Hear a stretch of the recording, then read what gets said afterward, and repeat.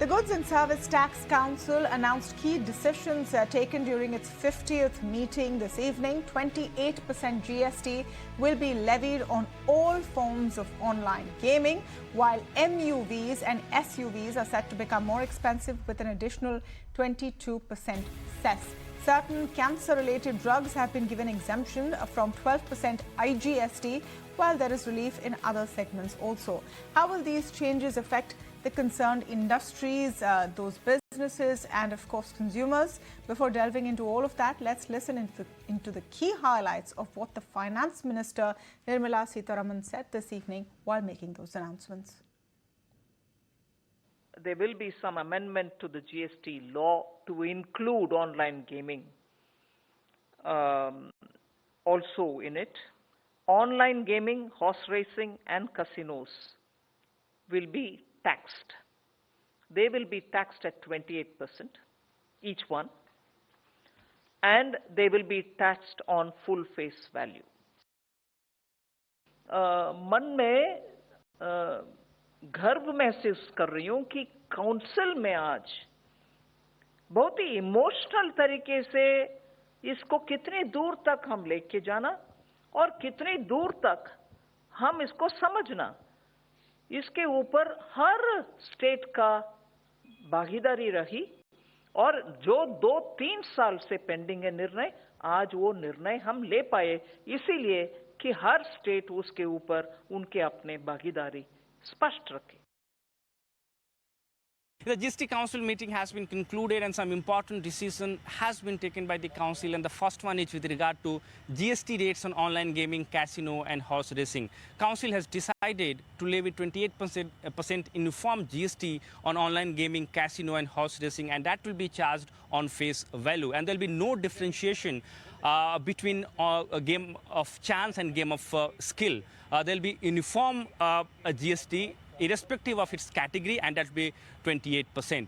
Apart from that, GST Council has also decided to come out with a comprehensive definition to charge 22% cess up and above 28% GST when it comes to sports utility vehicle or multi-utility vehicle. 3 categories have been decided by the GST Council. Based on that, 22% cess will be levied on this category of sports utility vehicle or multi-utility vehicle. Apart from that, Council has also decided to provide exemption, 12% exemption in IGST when it comes to some certain category of cancer drug.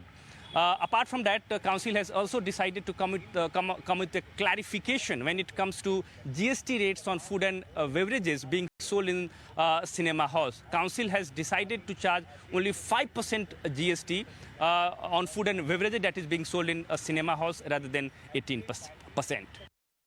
All right, to speak more on this and understand the implications of what we've heard this evening, I'm joined by MS Money partner Deloitte India, Sayta, technology and gaming lawyers with me today. I'm also speaking with Bhattacharjya, Director General of FIFS. Welcome to all of you. The big news coming from the gaming industry. So let me go first across to Mr. Bhattacharjya and just get your response to what we've heard today. This was expected. The industry has been fighting it, but I'm sure you must be prepared. No, we're not. We think that this is disastrous for the industry. This is a situation where we are trying to build a $5 trillion economy, of which $1 trillion is a gaming economy. This is going to push the complete online gaming industry back totally. And this will hurt, first and foremost, the consumers. This will really, really hurt the actual startups, which is the lifeblood of our economy. And this will really push all our consumers to go abroad and play in illegal sites abroad. It's a terrible, terrible news for our industry. And the truth about it is that we could really, we've had so many really wonderful decisions taken by the government in the last 1 year. We've been supported, MeitY has taken us on board. We've got an industry, we've got the Digital India Act. The runway was absolutely clear for the digital industry, gaming industry to take off. This is a really unfortunate step in that situation. Mr. Bhattacharjya, of course, we'll get more reactions in and understand the extent of disappointment, but very simple question. Do you think people who enjoy and want to come onto online gaming sites will now just not come because of the 28% GST? Okay, let me just explain this. It's not so much about just 28% and 18%. It's about face value and gross gaming revenue. If you put it on face value, it's a huge problem. The 28% also would have been difficult but acceptable had it been on gross gaming revenue. But the point is, if it's on face value, basically you're telling the player he's better off going abroad and playing in an illegal site. And that's our problem. That what you've done is pushed money away, which would have come to India through taxation in India, and you pushed it away because of ruinously high rates of taxation. You pushed it away abroad because now the consumer is basically has a situation where he's much better off playing abroad than he is here using a VPN. And today technology is such that really national boundaries don't count. And that's our problem, that you've basically really hit our ecosystem really hard. And that money is not going to remain in India. You're not going to get the taxes. That money is just going to go abroad. This question was actually asked to the finance minister, and I want to play that clip out again, where she is asked that will this ruin the industry, thap ho jayega, and she responds with the reasoning behind this 28%, and essentially says that how do you justify a 28% tax on other items and services which would be considered much more essential than online gaming? So that moral angle has also come in. Let's just listen to that. There will be some amendment to the GST law to include online gaming also in it. Online gaming, horse racing and casinos will be taxed. They will be taxed at 28%, each one, and they will be taxed on full face value. मन में गर्व महसूस कर रही हूं कि council में आज बहुत ही इमोशनल तरीके से इसको कितनी दूर तक हम लेके जाना और कितनी दूर तक हम इसको समझना, इसके ऊपर हर स्टेट का भागीदारी रही। और जो 2-3 साल से पेंडिंग है निर्णय, आज वो निर्णय हम ले पाए, इसीलिए कि हर स्टेट उसके ऊपर उनके अपने भागीदारी स्पष्ट रखे। All right, I'm coming to Mr. Mani to understand more on this. So one clarification which came from that press conference, and someone asked this in the context of a casino, I'm just sticking to online gaming, we'll come to the other items in a bit, was that at what point does the 28% get charged? Is it at the gate? Is it on the winnings? What do you mean by full value? What is your takeaway on the information that was shared today, Mani? So a couple of things. I think first and foremost, we need to understand that the GOM that has come to this conclusion in terms of 28%, in terms of the full value, in terms of game of skill versus game of chance, the GOM that has decided this has, to my memory, been the longest serving GOM for GST. Because if I remember right, this was set up somewhere in the end of 2020. And it has taken more than 2 years or 2.5 years for them to come to a conclusion. The reason why I mentioned this is, to me, that indicates the complexity of the issues involved and how much they had to deliberate in order to come to a conclusion, which in their opinion is the right conclusion. Because the issues that we have in front of us are very, very complex. I'm not getting into the moral side of it at all. But from a tax angle, what we have to consider is this will require an amendment to Schedule 3 of the GST law, where the word online gaming is not present today. It will need to be added to that. And after that, once it is notified, is only when this will become payable or applicable to all the players. I do not think there is a possibility that this will be rolled out on a retrospective basis. Seems unlikely. That may not be good in law as well, but we'll have to wait and watch the fine print as and when that comes. Now, to your question, as at what point of time does this get charged? I think it is very clear that it gets charged the moment someone places a bet, or the moment at any given point of time, when someone goes to a casino and buys the chips, it gets charged at that point of time. And therefore, to that extent, the value which the customer would get by expending a certain amount of money would tend to get reduced by 28% in terms of what is there at stakes. So not on the winnings, it's on what you buy initially, and you will pay a 28% tax on it. Let me come to Sayta, who wants to come in on this. And once again, that equivalence. If you buy a certain size of SUV or MUV, as per today, you would pay a 28% GST and a 22% cess. Some would argue, why should that cost more than online gaming? What is so great, or what is the huge contribution? And I'm playing devil's advocate here. What is the huge contribution of online gaming to this country, to this economy, that it should be treated with kid gloves? And that's part of the explanation that the finance minister gave. See, Tamanna, the issue is not that whether 28% should be levied or 18% should be levied or X% should be levied. I think industry is saying, okay, fine, if you want to levy 28%, please levy 28%. No problem. The question is on the methodology and the manner of, this 28%. It is like saying today, what the decision has been taken on full face value. Does that mean that the GST Council tomorrow will say 28% or 18% on every stock trade on the entire script value of what you are buying and selling? Will there be 18% GST? No, the GST is only on the brokerage. 18% of the 0.5% or 1% that is the brokerage, that is where you pay the GST. It is only on the brokerage. Similarly, what we are saying... Comparison between buying stocks and online gaming? No, because both are platforms. The intermediaries in both cases, provide a service, and it is only on that service that GST is levied. So GST is levied on buying and selling stocks only on the amount of brokerage.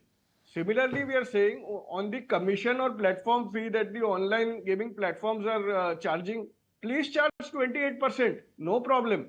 Don't charge on the full value. That is what I'm trying to say. And that is what the entire industry is trying to say.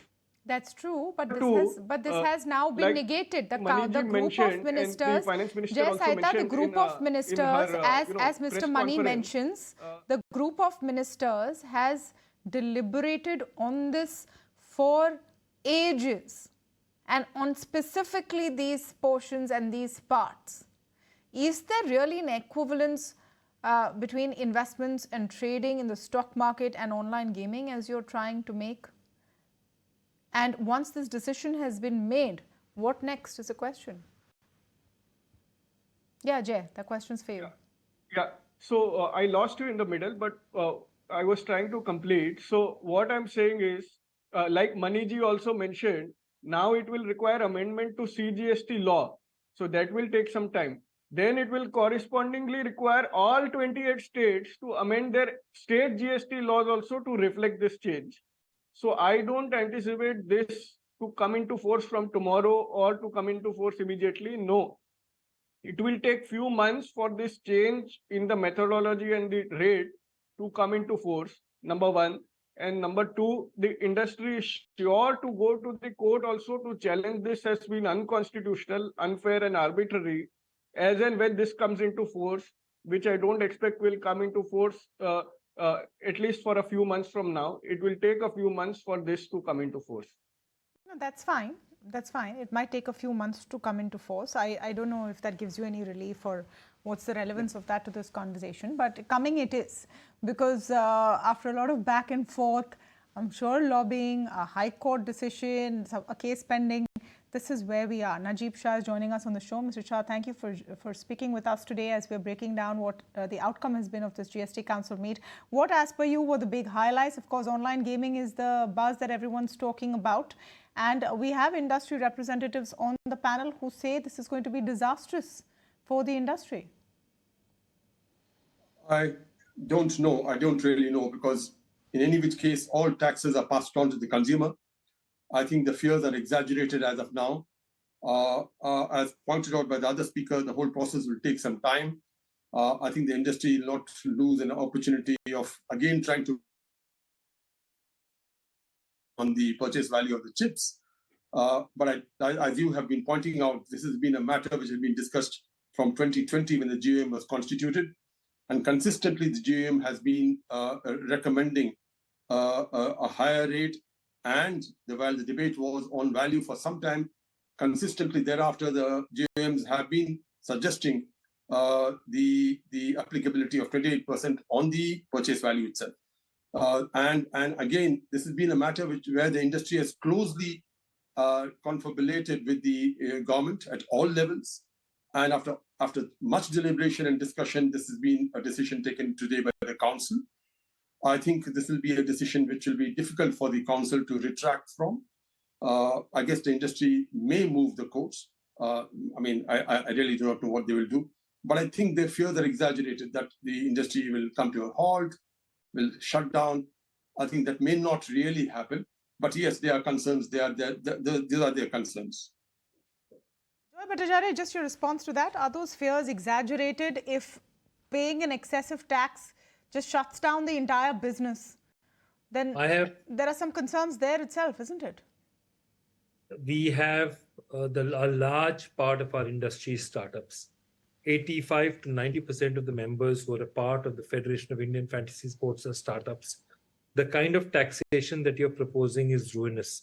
And I want to go back to what Jay said, which is a very valid point. It's not a question of 18% versus 28%. It's a question of gross gaming revenue versus face value.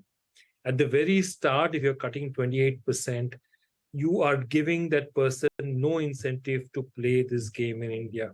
He has far better incentive to play in 1,000 sites abroad, which he can access with his VPN. Technology today is there. And that is the single largest thing that everyone should consider. Flight of capital.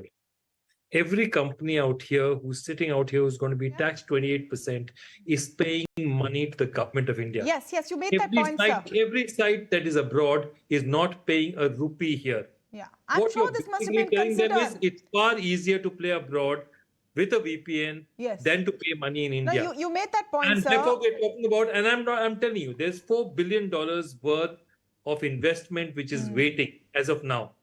And that is immediately going to be stymied given the situation. So, look, let me not, you people may paper this situation and say that, no, it's not so bad, or this industry. The fact of the matter is, it's a body blow to this industry. It's a body blow to the consumers. It's a body blow to not the big firms. It's a body blow to every startup, and 85% of this industry is startups. It's a body blow to that dream of a $5 trillion Atmanirbhar economy that we're talking about. Legally? Are you going to challenge this legally? Clearly, all of these representations have been made. They've been considered by the GOM, including the loss of revenue. And they've come back with a decision that it's okay. We'd rather tax what we have at 28%. The point of it is we will review everything that we need to do. Okay. Because today our industry is under threat. I'm not going to paper watch this. Everyone is going to talk about the fact that, oh no, it's not so difficult. This thing. Our industry is under threat. The kind of taxation that has been proposed at this point in time, it's not, as I repeat, as Jay has so clearly pointed out, it's not a point of the 28% or the 18%. It's on gross gaming revenue or on face value. And on face value, this is ruinous to the industry. I want to make it absolutely and utterly clear. That's unequivocal. This is ruinous to the industry. It's a body blow. Mr. Mani, if we move on from 28% gaming, there may be a legal challenge. It'll take time to implement. We'll have to wait and see. What, in your view, were the other big takeaways from the announcements made today? I think one very large takeaway was the fact that this was the 50th meeting and this was a long delayed meeting. And the GST Council certainly needs to meet more often in order to iron out issues. To me, the biggest takeaway other than this was the fact that they have finally announced the setting up of the tribunal. They have also gone into a bit of detailing in terms of how many tribunals will come up in each state, how many benches will be there. We have completed 6 years of GST. all businesses were compelled to approach the high courts for any form of relief in the absence of tribunals. In certain cases, they also had to end up making pre-deposits at various points of time. So keeping that in mind, all businesses would be very, very welcoming of the fact that tribunals are now going to be set up. We are still a bit away from setting up the tribunal because a lot of infrastructure and administrative issues in order to set up the tribunal will need to be completed. But once that is done, possibly a few months down the line, we'll start seeing the GST tribunals functioning across states. Here again, the suggestion that businesses had provided was people should not need to travel in order to go to a tribunal. Every state must have a tribunal. And the larger cities, which have got more of GST businesses, GST registered businesses, leading to more of GST collections also, like a Delhi, like a Mumbai, like a Bangalore, they need to have more benches of the tribunal. Mumbai, it may not be sufficient to have just 4 benches of the tribunal in Mumbai. There may be a need for many more benches. So if all the states get tribunals and the benches are set up very, very quickly, I think that will be a big, big boon to the industry. Apart from that, of course, the impact on MUVs and the additional 22% cess will have to be seen. Popcorn, soda probably gets cheaper. You know, someone was already a lot of commentary coming out there on social media. And Mani, I want to bring this to you. Someone was pointing out that F&B in cinema halls is cheaper if you buy it separately. If you buy it as part of the ticket, and you often have offers of, you know, 1 free popcorn with your ticket, you will still pay a higher tax. Is this, I found this interesting because this shows us, and it's telling of how complex the system still is and how much of the nitty-gritties goes in. Absolutely, it is. But we have to bear in mind, as Mr. Najib Shah said a while back, that GST being an indirect tax always ends up being passed on to the consumer. So whether it is an 18% or whether it is a 5%, whether the clarification that food sold in a cinema hall also gets taxed at 5%, whether this will translate into relief to the consumers in the form of lower prices for popcorn, we'll have to wait and watch in terms of how that happens. But this is again something which is a very, very welcome clarification. Like some other clarifications, I think all businesses would wish that the clarification had come sooner. But nevertheless, we have a clarification on restaurant services provided inside cinema halls. We also now have clarity in terms of various terms used by the automobile industry, SUV, LUV, MUV, and others, because the term SUV is now removed, and now all vehicles which fulfill the definition just have to fulfill the technical description in terms of being more than 4 meters in length, having more than 1500 cc engine capacity, and having more than 170 mm ground clearance. So that is the only criteria for determining what is the rate of cess which will be applied on that. All right, so a very eventful meeting that we have seen, the 50th GST Council meeting. That long pending, long hanging decision on online gaming has been made, and clearly it's not gone down well with the industry. The industry is going as far as saying this is a body blow. It will be ruinous, and it will lead to huge losses of revenue, tax revenue to the Indian government. Let's see if they take this further. Nevertheless, there is clarity one way or the other on what happens next. I want to wrap this here and thank all of you for joining us on the India Development Debate this evening. We'll take a very short break. Stay tuned. A lot more coming up on the other side.